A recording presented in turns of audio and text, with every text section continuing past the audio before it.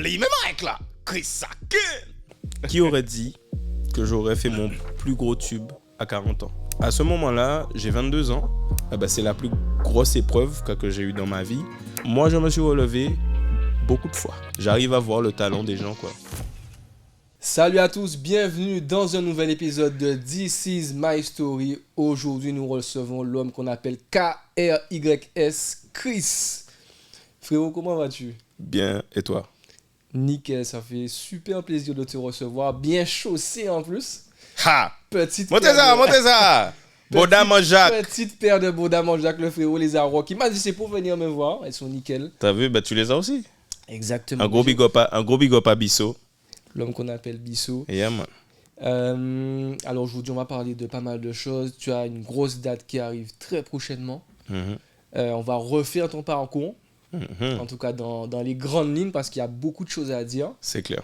Tu as sorti deux masterclass en termes d'émissions récemment. Big up à Driver et à OGB, si je ne me trompe pas. C'est Yo OBG. Yo OBG. Yeah, man. J'ai kiffé de ouf de partir en freestyle sur des classiques de toi. Lourd. C'était lourd. Franchement, je pense que tu as passé un bon moment avec eux. Ouais, carrément, mais je trouve... j'aime beaucoup le format du podcast parce que je trouve que la parole est amenée différemment et qu'on est beaucoup plus à l'aise pour parler, pour faire passer certains messages. Donc, à ce stade, c'était le moment pour moi d'aller sur les podcasts.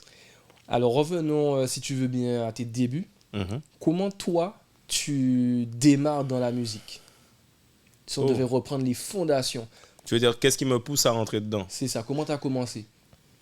Moi, je pense que c'est un peu comme beaucoup de jeunes, tu vois. J'ai grandi à Lorisisk, donc beaucoup de hip-hop autour de moi, N.O.Clone. Logique, ouais. Beaucoup de graphes, beaucoup de danse, et puis tu vois, tu baignes dans cette culture de quartier, et puis la musique te parle, te fait vibrer, et t'as envie d'écrire, quoi. Donc c'est comme ça que j'ai commencé par le rap, et puis très rapidement, j'ai bifurqué sur le dancehall lorsque j'ai entendu les premiers sons de Red Rat à l'époque, parce que la musicalité m'a parlé aussi.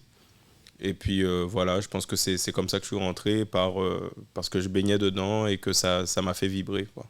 Red Rat, des extraits, c'était quel titre déjà? Le titre c'était Ami, she want, they not say yo, make you big man, she don't want a little youth.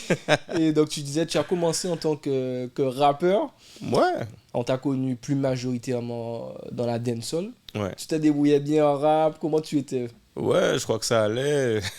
Maintenant ça n'a pas duré longtemps. Je pense que même dans ma façon d'écrire et de poser le dancehall, on sent un petit peu l'influence du rap depuis le début.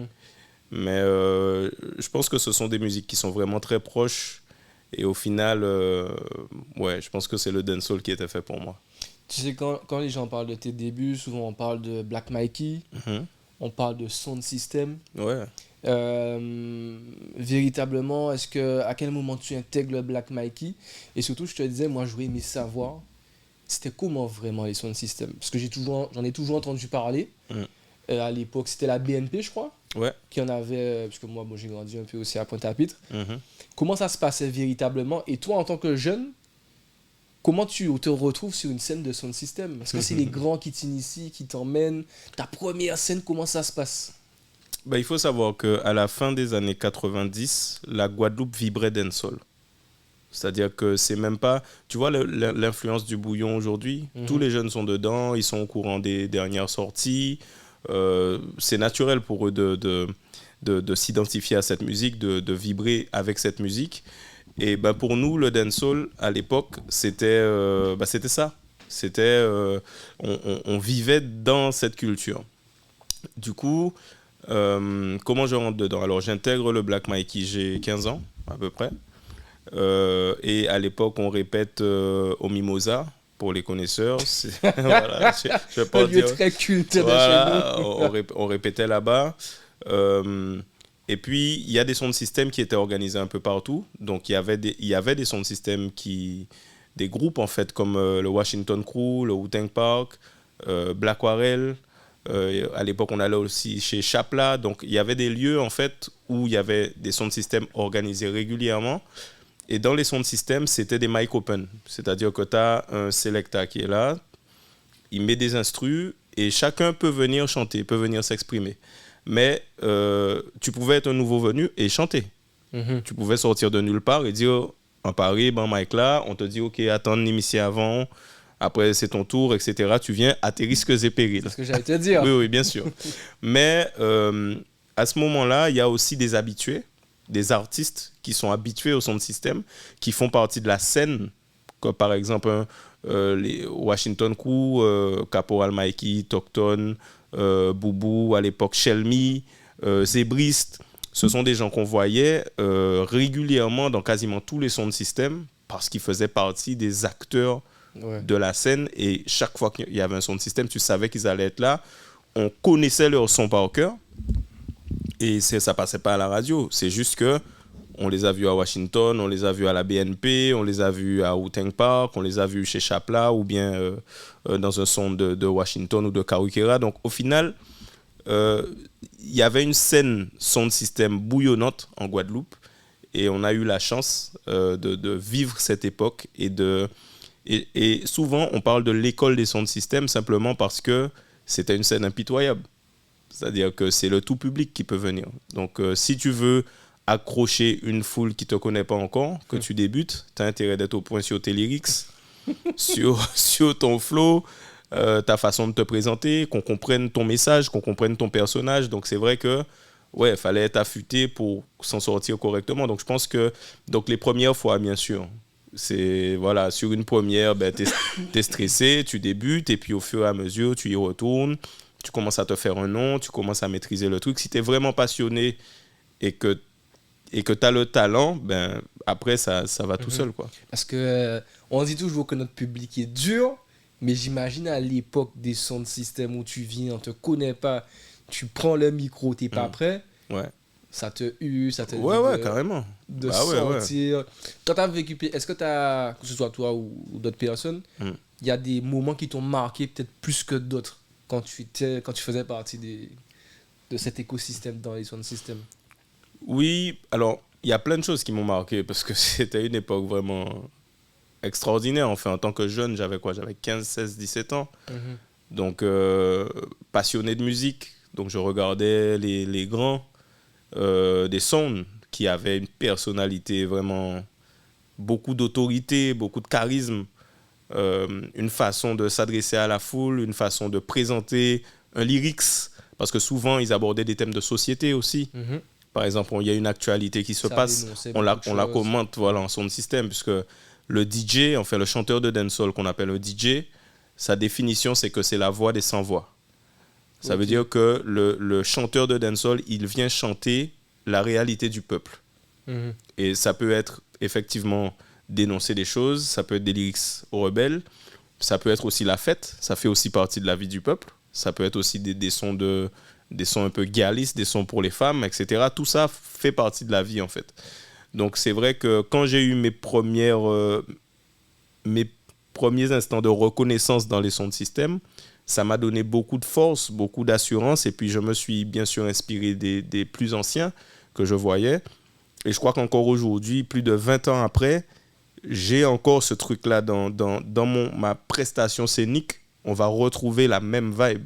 Et quand on voit Admiralty sur scène, ou Psych, ou Samix, il y a eu le concert de Genesis il n'y a pas longtemps, Big Up, c'est cette vibe qu'on retrouve, la vibe sound system. Tu sais, je vais te dire un truc, parce que je parlais de ça avec quelqu'un récemment. Je crois que c'est le Military Redeem.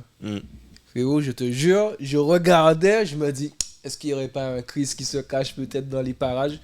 Parce que One Redeem, à l'époque, tu sais, frère, c'est... Tu sais quoi, tu dis Military et le Jurassic. Et le Jurassic. Mais il y en a plein. Nom qui nomme nous pas kagou, mais bah.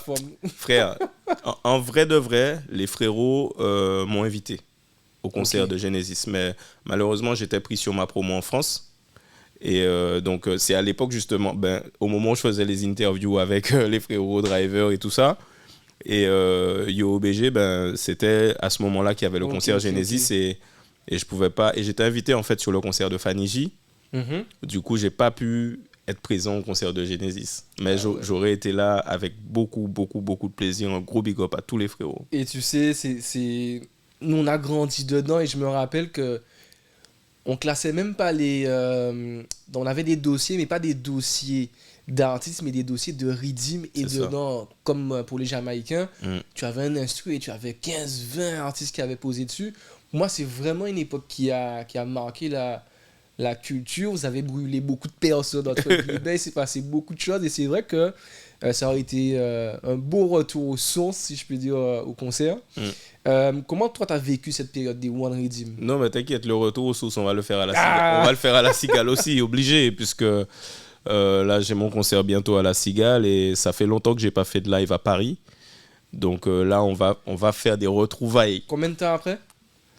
Waouh, live à Paris. Bon, il y a eu des showcases, des choses comme ça, mais live, ça fait plus de 10 ans. Incroyable, retour sur scène. Ouais, c'est génial. Comment tes parents ils voient la chose quand tu vas en sound system, quand tu es dans cette culture musicale, comment eux ils voient ça? Je me rappelle d'un jour où j'avais pas pu aller avec les gars du groupe et que mon père m'avait ramené là-bas. Quand il a vu... Ça sent l'anecdote. Ça sent Quand il a l'anecdote. vu, déjà, le nuage de fumée, avant d'arriver, le nuage de fumée, frère. Avec, après, quand tu arrives, les frérots qui sont là, les profils. têtes. Les profils. Bon, Pater m'a regardé, il m'a dit, C'est là où il c'est là que tu vas. J'ai dit oui. À plus tard. C'est ça. Mais bon, au final, tout s'est toujours très bien passé grâce à Dieu. Et puis c'est une richesse, quoi, franchement. De mon point de vue, de ce que je sais de toi, tu parais être quelqu'un d'hyper respectueux, Mhm.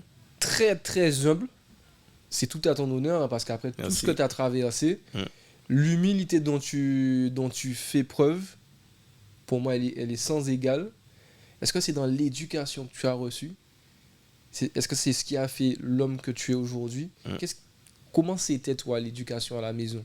Parce qu'en même temps, on parle d'un milieu, d'un seul son système qui est très dur. Ouais.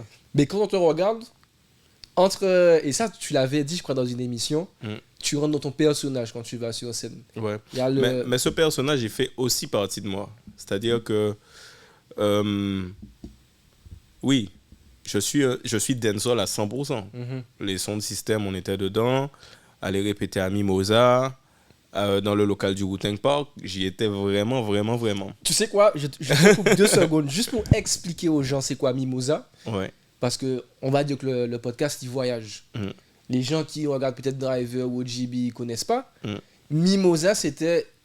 Personnellement, j'y ai jamais mis les pieds. J'en ai toujours entendu parler. C'est l'un des lieux phares. C'est un bar, j'imagine, C'est ça. où ça tirait. Il pouvait pas y avoir une C'est-à-dire- soirée au Mimosa s'il n'y avait pas des coups de feu. C'est vrai ou pas? C'est pas bien, Guéric. C'est pas ça que j'ai essayé de dire. On répétait au Mimosa en journée. Le soir, il y avait le bar. Effectivement, c'est un endroit où voilà, la sécurité était assurée par les clients. Mais c'est un endroit voilà, que les anciens connaissent très bien. Et nous, on allait dans ce quartier-là pour répéter.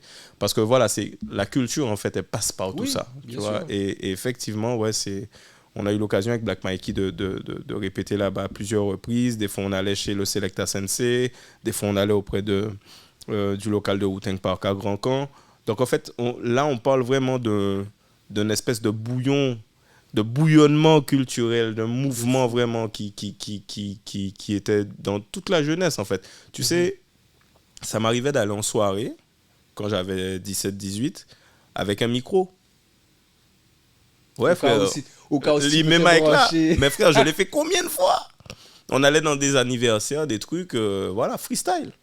Un moment dans la soirée, ça joue des instrus et on chante. Tous les gars qui sont là qui chantent, il y en a plein tout le temps. Les jeunes, on prenait le micro, on chantait.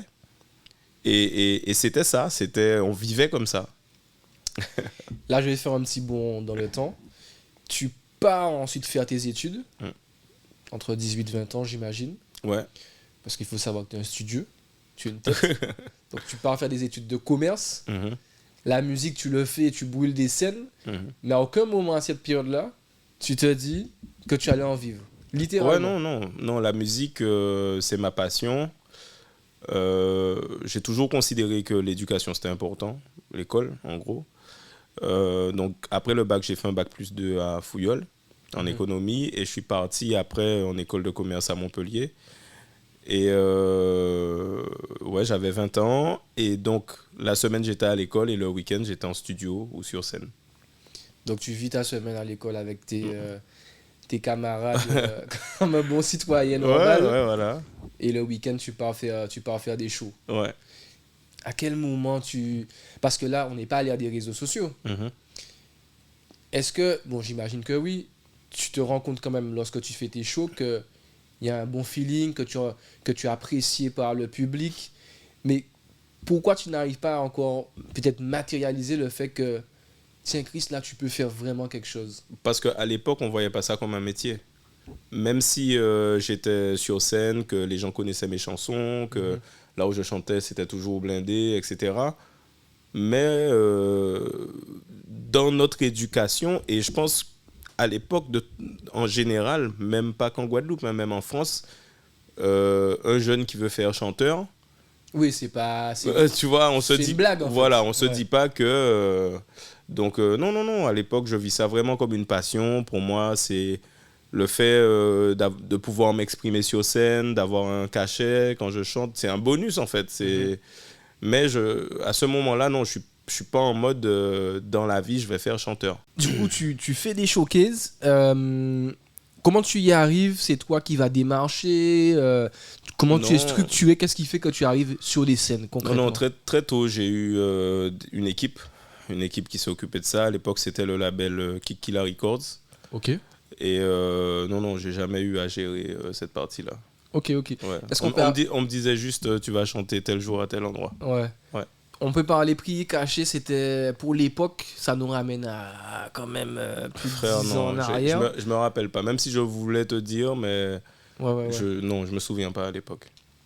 Du coup, tu vois quand même l'argent rentrer. Toi, tu es à l'école, Ouais, mais tu reçois déjà des euros, des billets. ouais. Comment tu te sens à ce moment-là? Ben, je me sens fier parce qu'au bout de... Enfin, au cours de ma première année d'études, j'ai dit à mes parents d'arrêter de m'envoyer de l'argent. Incroyable. Voilà. Donc là, financièrement, tu es indépendant. Je Entre deviens guillemets. indépendant grâce à la musique Ok. rapidement. Ouais. Et là, j'y arrive forcément. Tu vas comprendre au bout d'un moment que tu peux y faire ton trou. Alors, honnêtement, je crois que je comprends ça lorsqu'on me propose de faire mon premier album.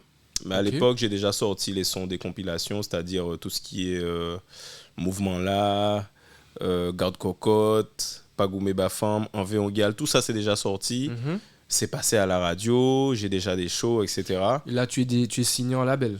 à ce J'étais pas moment-là. signé, hein. Ok. Mais justement, c'est le label Kick Killa, c'est eux qui avaient produit le Megawatt Redeem sur lequel il y avait Envé Ongal, et ils avaient produit également le B52 sur lequel il y avait Garde Cocotte. Ok. Ils avaient produit également R2D2, le Redeem R2D2 où Strike Addy avait fait le fameux Tiré Choula. Ok. Non, des hits.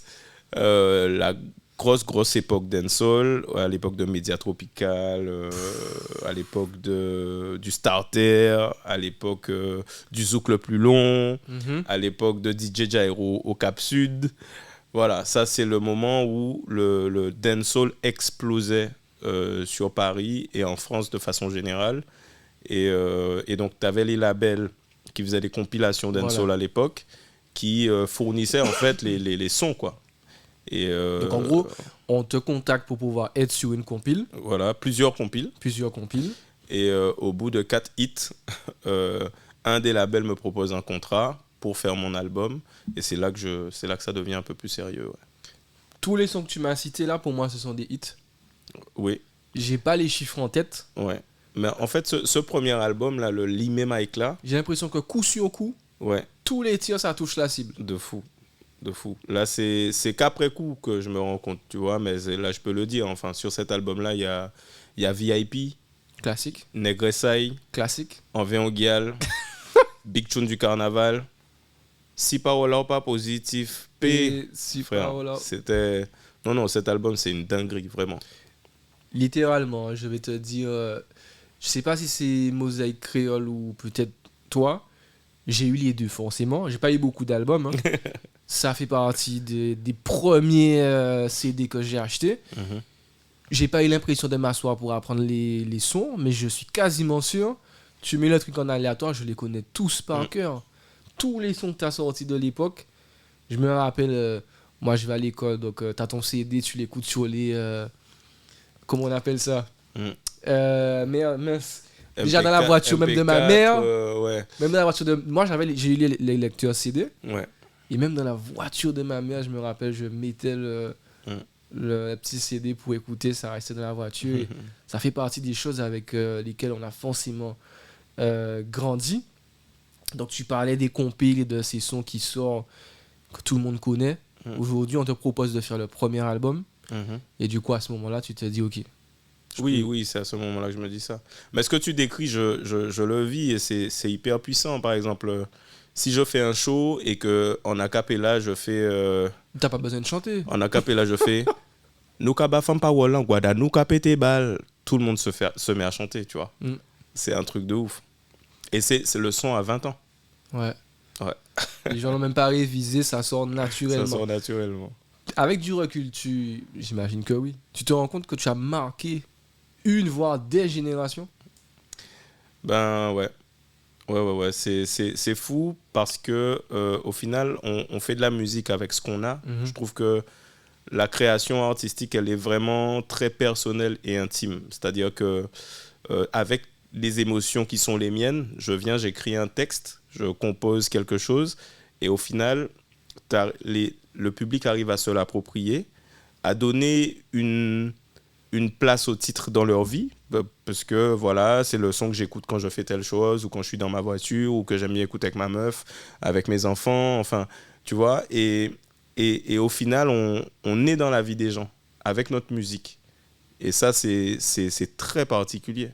Aujourd'hui, quand je croise les gens, tu vois, c'est l'effet d'avoir 20 ans de carrière. Ils me disent, au moment où tu as sorti tel son, ben, j'étais étudiant. C'est ce son-là qui m'a donné de la force. Tu vois, j'ai beaucoup ce type de témoignage et ça me touche énormément.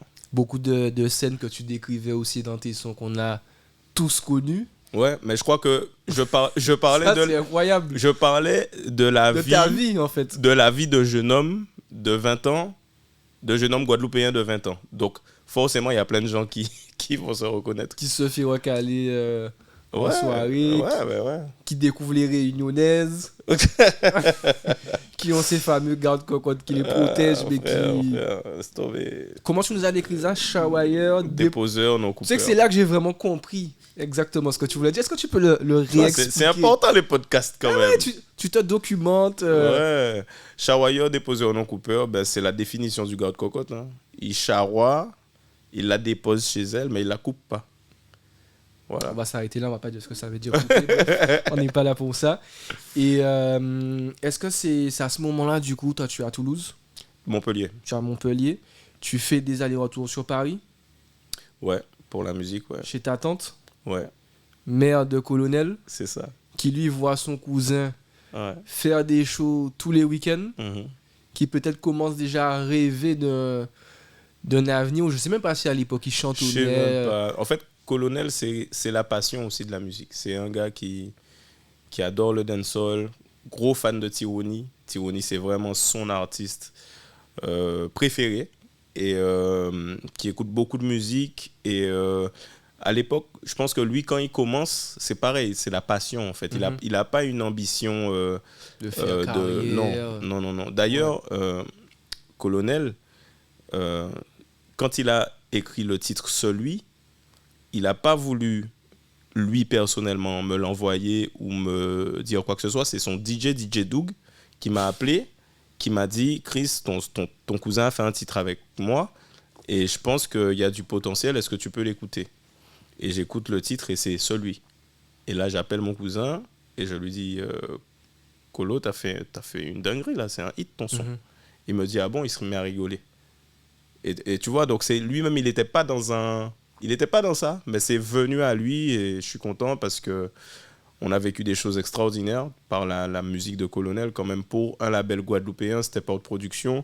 Dans notre CV aujourd'hui, on a un double disque de platine en indépendant avec le premier album de Colonel Réel et en plus avec mon petit cousin, donc c'est royal.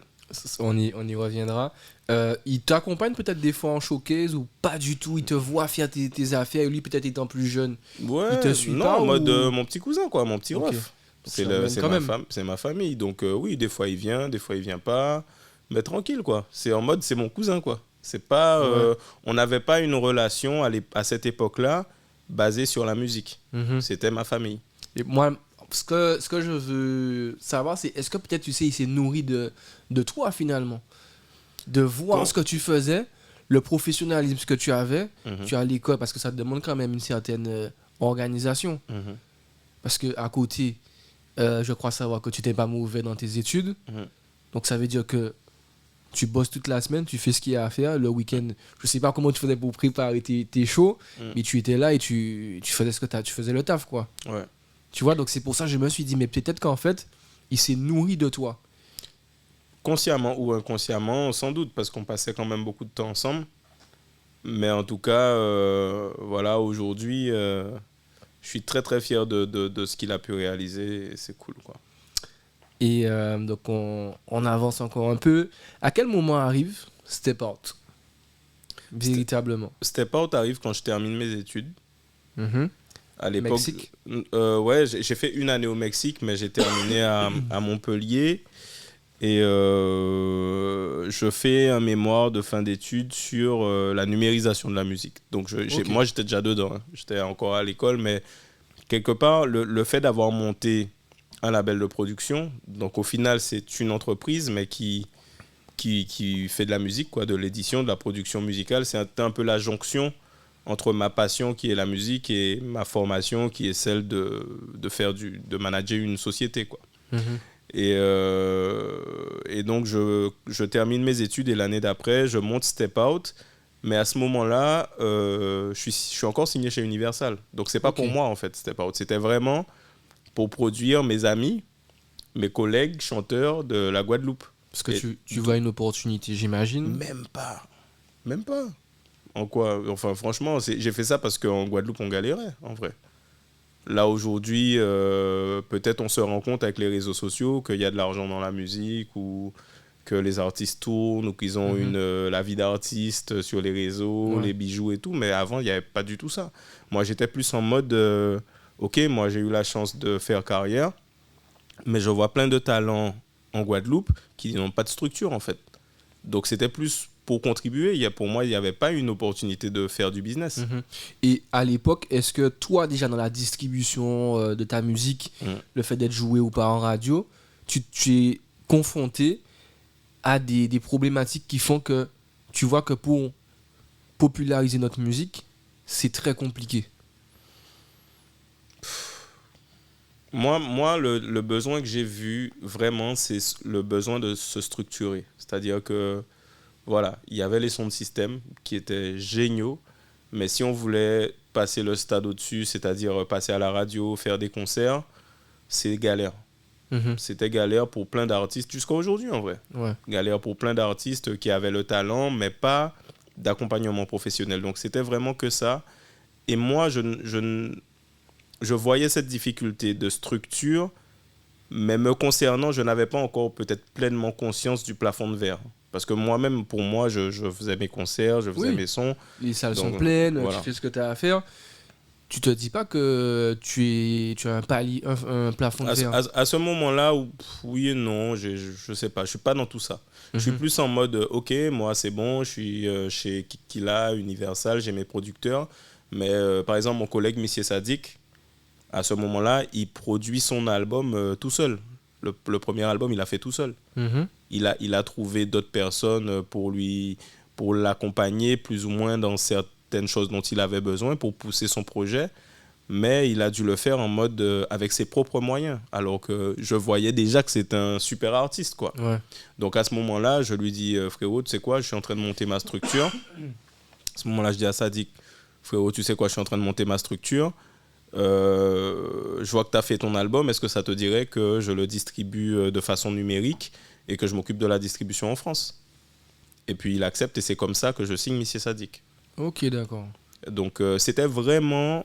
Là, à l'époque, dis-toi qu'il n'y avait pas de structure. Tu vois, c'était en mode... beaucoup de gens se débrouillaient, tu vois. Et donc, c'est pour répondre à ce besoin que je monte mon label. J'imagine à ce moment-là, tu commences à avoir beaucoup de contacts dans les radios, Ouais. etc. Donc tu tisses ton ton réseau. Ouais, Là, tu as ton apogée, on va si je dire puis ça. dire. Ouais. Tu me corriges hein, si Oui, on peut dire ça dans cette période-là. si, Ouais. si je me trompe. Bon, c'est pas forcément le sujet le plus important, mais je voulais quand même en parler. Et puis, tu as ce qui va t'arriver avec Koé. C'était avant Step Out, ça. C'est bien ce qui me semble. Ouais, Donc, c'était avant Step c'était Out. avant. C'est arrivé en 2006 et j'ai monté Step Out en 2009. Ok. Voilà, donc c'est bien après. Et d'ailleurs, je pense que monter mon label, enfin, le fait d'avoir monté mon label 3 ans après, j'ai bénéficié aussi de l'expérience parce que, Mhm. en vrai, tu apprends de tes victoires, mais tu apprends encore plus des coups durs. Quand tu as des coups durs, c'est là que tu vois vraiment c'est quoi. Mhm. Tu vois, c'est là que tu apprends. Donc, ce truc-là s'est passé en 2006. Et puis voilà. Hein, Là, tu disais justement, bon, ça se passe. Ça t'arrive. Finalement, tu vas faire tes excuses. Tu vas t'excuser. Mm. Moi, je suis ici à ce moment-là. Mm.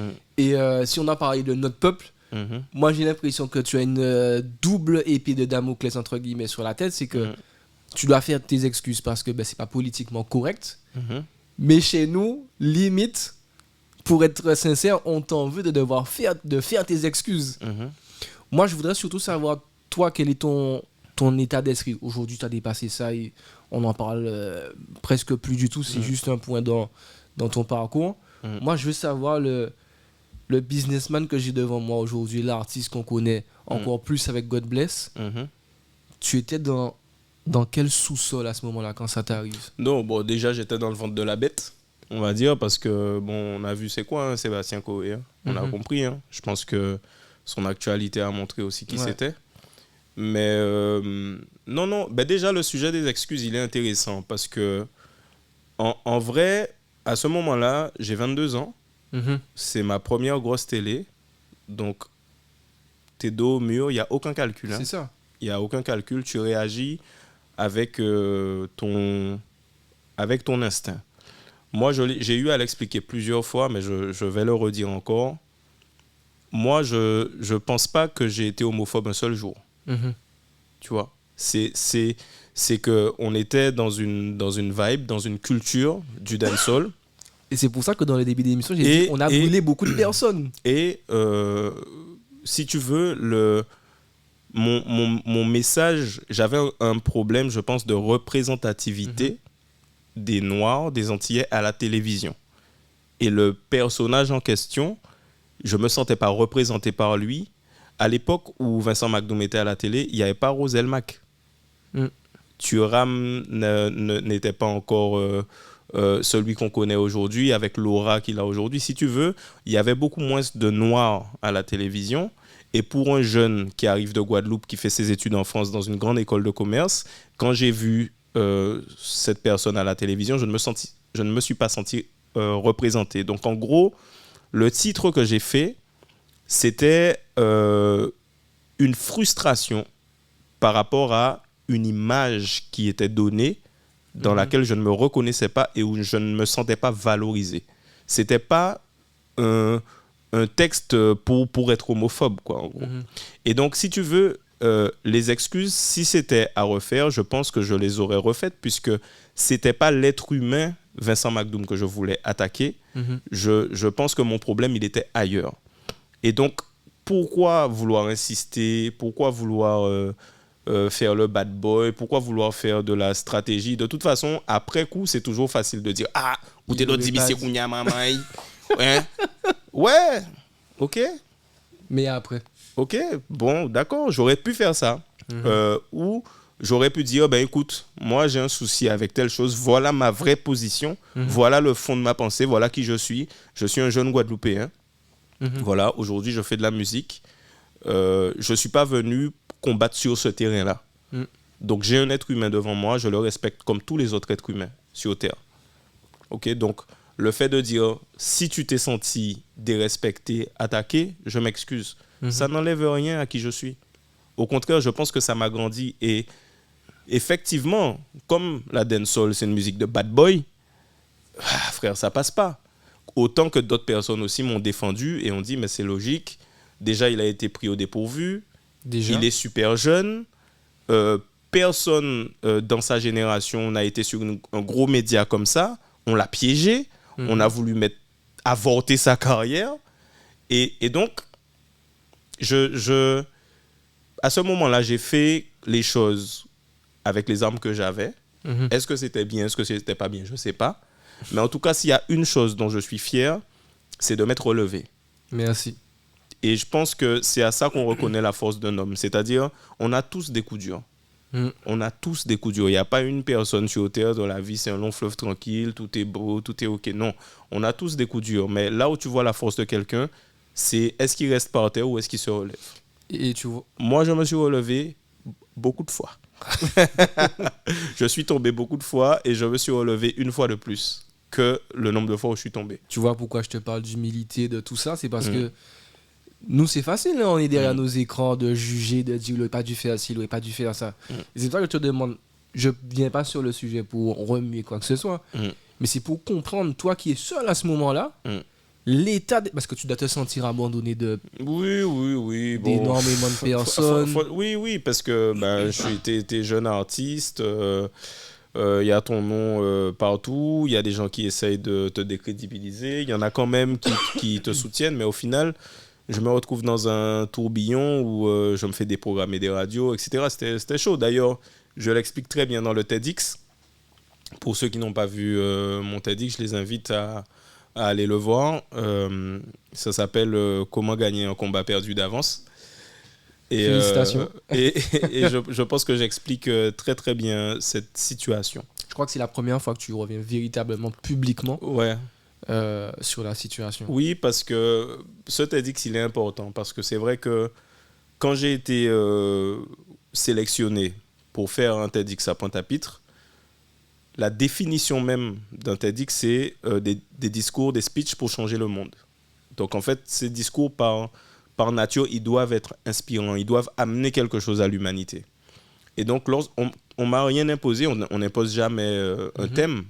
Donc on m'a dit, Chris, on aimerait que tu fasses un TED.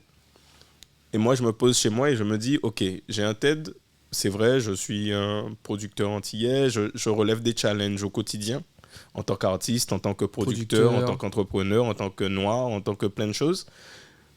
Mais qu'est-ce qui pourrait faire que mon discours soit vraiment impactant? Qu'est-ce qui rend mon expérience unique?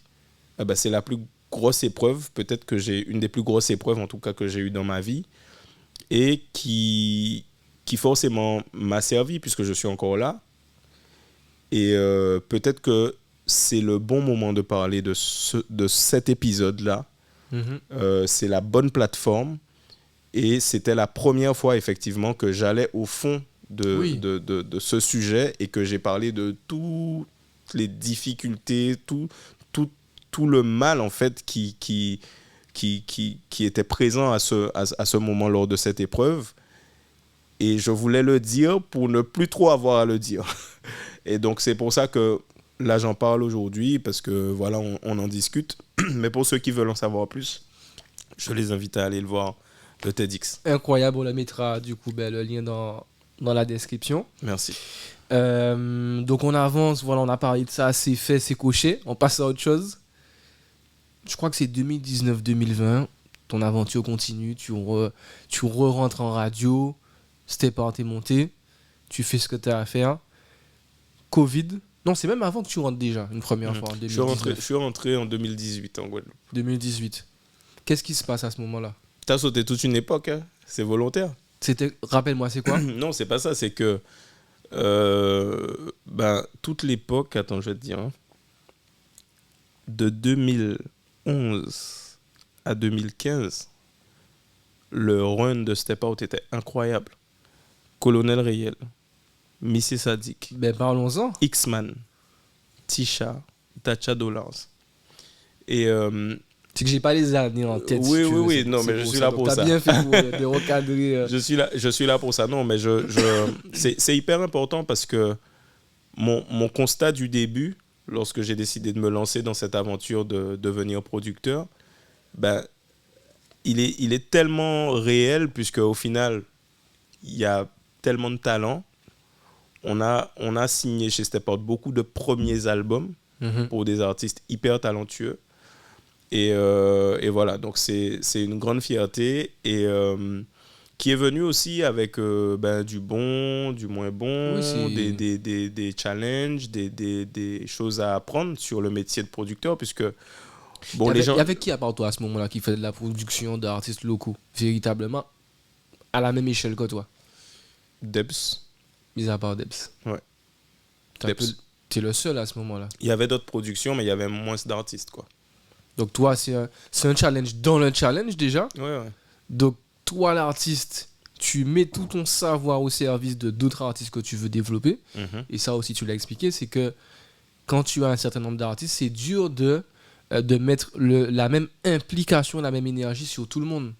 Et ça... C'est même pas ça. Tu sais moi j'ai beaucoup réfléchi à là où j'aurais pu améliorer les choses à l'époque, puisqu'on a fait beaucoup de belles choses, mais forcément on n'a pas pu tout bien faire. Moi je pense qu'à l'époque j'ai été très très très ambitieux pour Step Out. J'ai signé beaucoup de gens et que je n'avais peut-être pas les moyens de recruter le personnel qu'il fallait pour gérer autant d'artistes. Mais ça, je m'en suis rendu compte avec le recul. Donc au final, les artistes qui étaient là dépendaient beaucoup de ma présence et de ma disponibilité. Mais en même temps, j'ai ma propre carrière qui aussi a pris un coup. Parce que quand je me suis mis en mode prod, j'ai fait beaucoup moins de musique. Forcément. Bah oui, et parce que le lundi, j'allais au bureau. J'allais au bureau, je parle au comptable, je fais des bilans, tu vois. Donc, au final, quand tu es chef d'entreprise, plus chanteur, il n'y a que 24 heures dans une journée. Donc, musicalement, je pense que j'ai pris un petit peu de recul là-dessus, mais ça ne m'a pas dérangé parce que j'aime la production. Je le fais aussi avec autant de passion que ma propre musique. Et je pense qu'à l'époque, on a fait beaucoup de belles choses, mais on aurait encore mieux réussi si j'avais eu la possibilité de recruter un peu plus de personnel, un peu plus aguerri pour faire le suivi de certains projets. Donc je pense que les difficultés qui ont pu découler à ce moment-là, c'était vraiment par rapport à ça. Et lorsque je fais la version Step Out Guadeloupe aujourd'hui, après toute cette expérience, je me sers de tout ce que j'ai appris pour faire les choses différemment. Encore mieux, beaucoup mieux, et oui, bien sûr, différemment. Parce qu'à l'époque, tu m'as cité les artistes, mais j'ai l'impression qu'il y en a bien plus avec qui tu as eu des collaborations, avec qui tu as bossé. Moi, je trouve qu'à ce niveau-là, peut-être qu'on ne se rend pas compte un peu du talent que tu as de pouvoir dénicher, ou en tout cas d'avoir l'œil sur qui a un potentiel pour devenir un artiste. Alors moi, s'il y a un don que je revendique, c'est celui de reconnaître le talent chez les gens. Ça, ouais, ça oui. Parce qu'il faut, entre cette époque-là, l'époque actuelle dont on va parler avec les artistes que tu as maintenant sous le label, tu as coché beaucoup plus de cases que les autres labels, de toi à moi. Ouais. En étant un peu chauvin, ouais. tu as quand même l'œil, tu as la vision. Oui. C'est un don. Mais tu sais pas que dans la musique. Moi, je sais pas, c'est un truc que j'ai. J'arrive à voir le talent des gens, quoi. Voilà. Donc, 2011-2015. Même ton talent, je l'ai vu, Guéric. Mais moi aussi, je l'ai vu. Ah, mais je suis né comme ça. Tu sais, il y a des... alors, dans la musique, il y a l'édition, la distribution, la production. Pour beaucoup de gens, et je tenais sincèrement à te poser la question, pour beaucoup de gens, c'est flou. Ouais. Est-ce que toi, tu peux nous l'expliquer de la manière la plus simple? Pourquoi? On manque de structure chez nous. Ouais. Et il y a un constat que moi, j'avais fait à l'époque et je ne comprenais pas trop pourquoi. L'ère des plateformes de stream, des fois, un artiste, tu l'as, mais qui est enregistré sous 2 ou 3 noms différents sur une plateforme. Imaginons un Chris avec I, où tu vas trouver certains de tes sons, et un Chris avec Y, et on va trouver une autre partie de tes sons. Ouais, mais ça t'a mis le doigt dessus. Je pense que ça, c'est un manque de structure. Après, pour la question que tu m'as posée, c'est une formation payante. Envoyez un mail à stepoutprod@gmail.com. Non, blague à part, je vais te dire rapidement, la production, c'est le fait de produire la chanson. Donc, La personne qui paye. voilà. Donc, le producteur, il va s'occuper de tout ce qui est enregistrement, mix, mastering, et il va être propriétaire du son. Et c'est lui qui va mettre le son sur les plateformes et qui va récolter les revenus du stream. Ok. Et qui va, en fonction du contrat qu'il a, donner sa part à l'artiste, laisser une part au distributeur. Mais en tout cas, le producteur paye tout ce qui concerne la fabrication même du son et se rémunère sur le stream. Ok. Ça, c'est le métier de producteur. Les éditions, ça concerne la gestion des droits SACEM. Ok. L'éditeur travaille avec les droits SACEM, il travaille avec la SACEM, c'est-à-dire l'éditeur va accompagner l'artiste dans le fait de déclarer ses sons à la SACEM, il va favoriser la diffusion de sa musique, puisque du coup il va se rémunérer sur la diffusion. Tu sais, les droits SACEM sont générés à chaque fois que tu passes à la radio, à la télé ou en concert. Ça rémunère la propriété intellectuelle du créateur. Donc l'éditeur est en contact avec la SACEM et se rémunère sur les droits d'auteur, en gros. Donc, jusque-là, tu me suis? Jusque-là, je te suis. Ça marche. Donc, il s'occupe des droits. Il s'occupe des droits SACEM. Des droits SACEM. Voilà, des droits d'auteur. Distrib? La distribution, c'est juste le fait... le distributeur, il récupère le son et il le met sur les plateformes. Ok. C'est ça c'est tout. C'est ça le distributeur. Ok. Donc, toi, en tant que Step Out, tu représentes toutes ces cellules-là. Tu produis le son, tu l'édites, tu le distribues. Oui, alors on a un deal de distribution avec Believe qui est un distributeur. D'accord. Parce que c'est... Ou on peut appeler ça aussi un agrégateur maintenant que tout se passe en numérique. Donc voilà.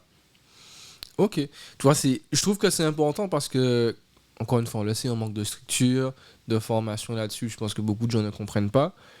D'où l'importance de se former ou d'être bien accompagné. C'est la promesse de Step Out aussi. Ouais. Et du coup, on arrive, si tu veux bien, donc 2011-2015, le run qu'on connaît de Step Out, à la version 2.0, quelques années après, où tu rentres, tu es bloqué parce que Covid, voilà. Tu te dis, ok, je refais tout différemment avec mes expériences chez moi en local parce que mon peuple, entre guillemets, a besoin de ça. C'est ça, c'est exactement ça.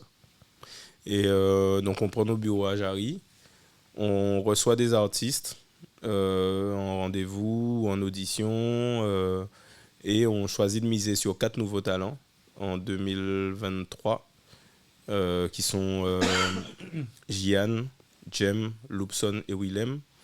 On produit un single pour chacun d'entre eux et un EP pour Gian, puisque Gian avait déjà un EP de prêt avec HMC. Donc on fait un partenariat avec HMC pour sortir l'EP de Gian. Et voilà, donc on installe la nouvelle version de Step Out Production.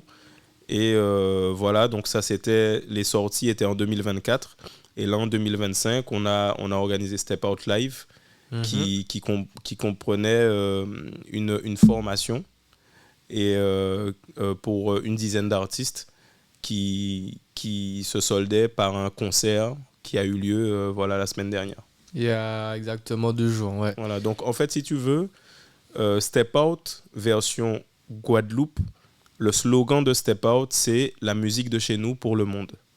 Donc en gros, la première chose qu'on veut faire, c'est la qualité dans le processus de production. C'est-à-dire, on essaye déjà dans notre façon de faire avec nos artistes, avant même de parler de sortir du son, même dans la façon de bosser, on veut déjà être professionnel, être qualitatif, et on veut aussi ramener de la formation pour les artistes, en fait, parce qu'on vit une époque où les artistes peuvent faire de la musique dans leur chambre, mettre sur les plateformes et exister. Mais si on veut que chanteur, ça soit un métier pour l'artiste en question, il faut qu'il sache comment ça fonctionne, il faut qu'il fonctionne avec... comme tu as dit, c'est soit il se forme ou soit il se fait accompagner de professionnels. Donc nous, on est des professionnels.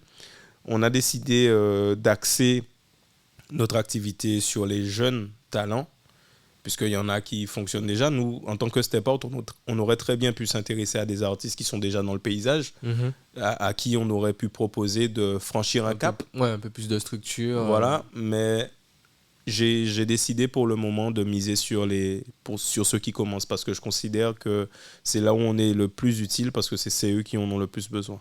Ben, en fait, ça a toujours été un peu ce que tu as fait, sauf avec Sadik, qui avait déjà un album. Entre guillemets. En fait, il avait autoproduit son premier album, mais il n'était pas encore le Sadik qu'on connaît Oui, maintenant. Non, c'est clair, mais Il commençait, il avait le titre Un seul coup.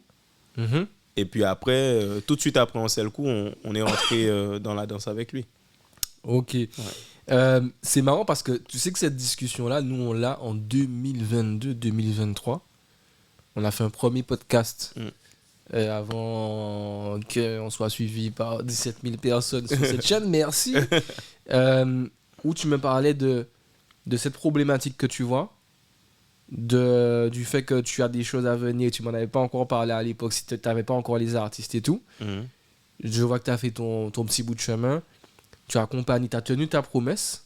Tu as fait le premier concert avec eux. Tu n'as pas fait de musique. Mais par contre, tu as dit 2024, c'est 2024, le seul son que tu as fait, hit. Ouais. Explique-moi la recette. Qu'est-ce que tu veux que je te dise? Frérot, God bless. T'as entendu le nom du son? God bless, bro. Ça veut dire qu'en 2024, j'ai fait une seule chanson. Parce que justement, 2023, j'étais à fond sur mon label. J'ai pas sorti de musique en 2023. On installait Step Out, on était aux côtés des jeunes artistes. On cherchait des partenariats aussi parce que voilà, on est en Guadeloupe, c'est très difficile de financer la production musicale, surtout quand on veut faire de la qualité. Donc j'étais sur un challenge, quoi. En fait, j'avais sorti mon album en 2021. Oasis. Et 2021-2022, j'ai fait ma promo. Il y a le son Love là qui a bien tourné. Ouais. Je suis parti à Dominique faire le feat avec Triple K. Exactement. Il y a eu des choses qui se sont passées, mais... Un peu de scène de festival, voilà. Mais 2023, je suis à fond sur ma production. Et 2024, YSN m'envoie l'instru. Et j'ai cette inspiration God Bless qui arrive, je m'en souviens, je suis en voiture, j'écoute l'instru, je commence à freestyler. Il y a un bel visage, un gros fesse. Je rigole, je m'amuse, quoi, tu vois. Mais j'ai tellement aimé la vibration, l'espèce de spontanéité, la joie qu'il y avait dans le son, que finalement, le lendemain, je suis parti le poser.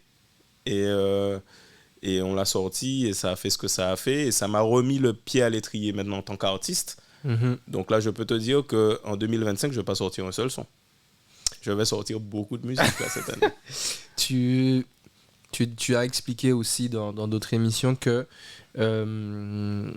cette deuxième version de Step Out, c'est aussi une version de Step Out qui peut fonctionner sans que tu y sois H24. Là, j'ai dû m'organiser pour. C'est-à-dire qu'en 2023, quand je lance le projet, j'essaye de monter une équipe, on tâtonne un peu, tu vois, on prend un local, on fait les travaux, on met studio, etc. Studio photo, voilà. Vidéo, c'est ça. enregistrement aussi. Ouais, on essaie de mettre en place une structure qui soit la plus efficace possible pour les artistes. Et comme j'ai dit, pendant un an, on tâtonne un peu. Tu vois, même au niveau des gens qui ont travaillé avec nous, on a essayé des trucs. Et au final, c'est aujourd'hui qu'on a trouvé une formule, une équipe, les gens, pour pouvoir faire ce qu'il faut. Et c'est arrivé au bon moment parce que depuis que God Bless est sorti, je suis en tournée. Et depuis bientôt un an, Gilles, c'est ça, hein? Ouais, c'est ça. Et du coup, il y a une équipe maintenant chez Step Out qui peut fonctionner sans que je sois forcément là. Et ça, c'est hyper important parce que ça permet que les projets avancent correctement pour les artistes qui travaillent avec nous. God Bless, pour moi, c'est un hymne à la joie. Exact.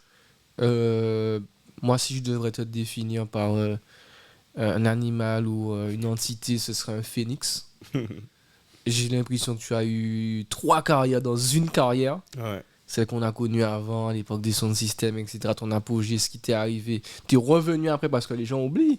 C'est Booty Shake. Le Booty Shake. Booty Shake. Donc à cette époque, on a déjà oublié ce qui s'est passé. Tu repars avec Booty Shake que tout le monde connaît aussi, Voilà. disons-le clairement. Ouais. Après, tu produis de plus en plus. Mm. Et God bless, pour moi, j'ai l'impression que tu fais que ça, des tournées, des showcases, tu es tout le temps dans un avion, tu es en Dominique, tu es en Martinique, tu es... Frérot, qui aurait dit que j'aurais fait mon plus gros tube à 40 ans? C'est la maturité. Tu sais quoi? C'est comme le bon vin. J'ai envie de dire aux gens, si vous aimez quelque chose, si vous y croyez, si vous le faites avec bienveillance, Mhm. lâchez rien. Et c'est pour ça que moi, c'était important de faire cette émission-là avec toi parce que tu as un exemple de... On parle de représentation. Toi, tu es une représentation pour des jeunes qui veulent entreprendre, qui veulent se lancer, qui veulent se structurer. Parce que ça montre aussi que c'est pas facile et ça arrive pas du jour au lendemain. Mm. Aujourd'hui, on parle de 20 ans de carrière dans l'émission comme si c'est normal. Mm. Mais 20 ans, c'est long, c'est un gros run. Mm. Il y a des artistes, il y a des, comme tu dis, il y a eu des choses qui ont moins fonctionné que d'autres. Il y a eu des choses qui ont explosé. Aujourd'hui, tu es encore là. À 40 ans, tu es encore là. Mm.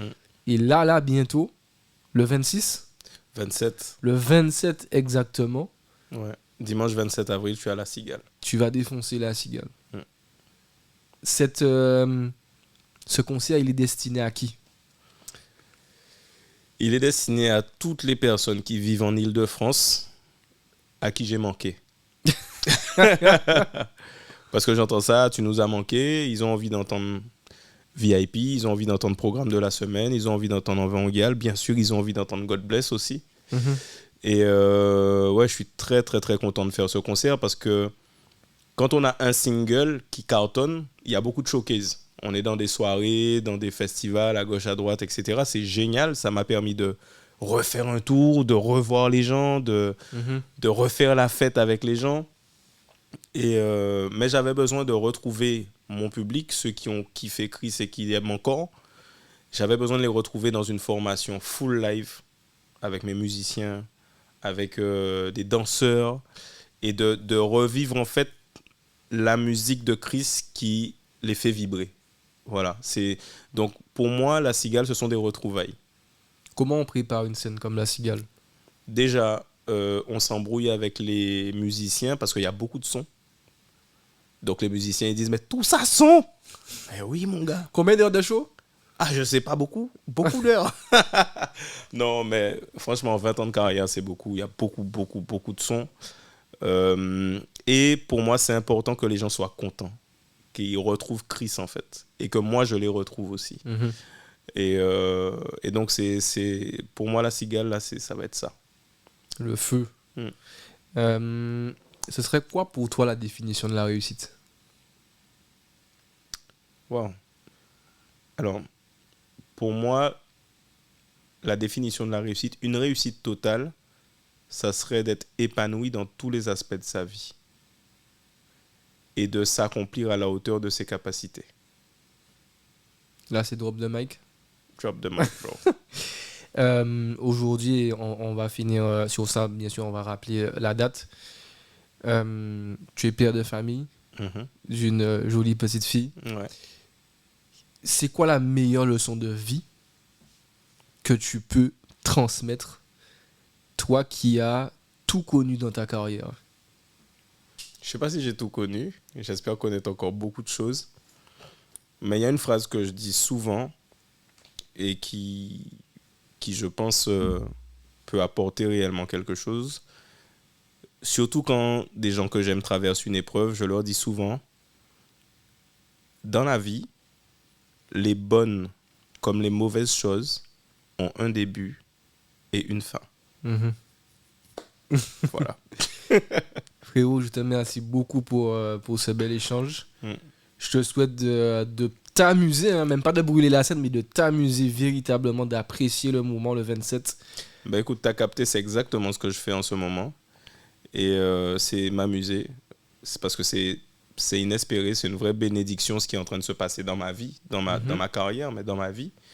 Parce que j'étais déjà passé en mode prod, si tu veux, beaucoup plus prod, mais je pense que là, j'ai un appel à faire encore de la musique. Et je pense aussi que ce que je vis dans ma propre carrière aujourd'hui va bénéficier également aux artistes que je produis, dans la mesure où j'en apprends encore sur comment le business tourne aujourd'hui, sur les scènes nationales, sur les festivals, parce que le business a changé en fait. Quand j'étais dans mon prime il y a 15 ans et aujourd'hui où j'ai un nouveau prime, ben les paramètres ont évolué en fait. Et donc je pense que le fait d'être artiste sur le devant de la scène de nouveau et de continuer la production, puisque la preuve, on vient de faire Step Out Live, ça veut dire que je suis encore aux côtés des jeunes talents. Je pense que c'est pas... Beaucoup de gens pensent que c'est antinomique, que soit il doit être artiste, soit il doit être producteur, mais je pense que dans la vie que je me suis créée, les deux vont ensemble. Les deux vont ensemble et l'un bénéficie à l'autre. Et c'est Dieu qui décide. God bless. God bless. Alléluia! En tout cas, moi, mon mot de fin, c'est garde cette humilité. Ce personnage que tu es, qui est proche de son public, mais des gens de manière naturelle. Tu as toujours donné la force aux médias. Tu as toujours... Moi, tu fais partie, comme je t'ai dit, des artistes avec lesquels j'ai grandi. Nos premiers échanges, je crois que c'est même toi qui es venu vers moi en me disant « Ah, le mec de tu fais quoi ?» etc. Et pour ça, beaucoup de respect pour toi, frérot, parce que Merci. vous, en tant qu'artiste, nous, on vous voit un peu comme des entités avec lesquelles on a grandi et il y a cette frontière entre nous. Mais moi, je trouve que tu es quelqu'un d'hyper accessible, d'hyper humble et je te remercie encore pour ça. Merci, mon Et frérot. je te souhaite beaucoup de succès encore comme tu l'as déjà eu par le passé. Et je te fais un gros big up. Merci, mon frérot. Dieu te bénisse, mon frère. 27 avril, La cigale. La Cigale. Chaud, même.